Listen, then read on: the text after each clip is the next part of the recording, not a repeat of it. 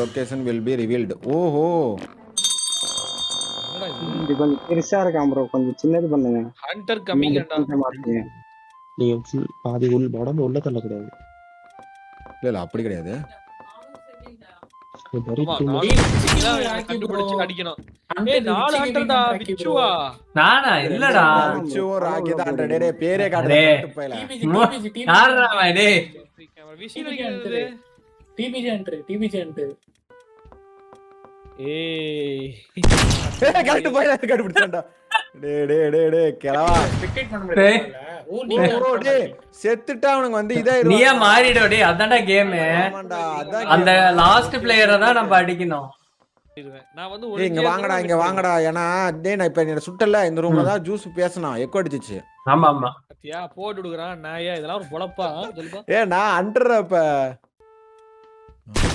சும்மா கண்டுபிடிச்சாடா நாய்.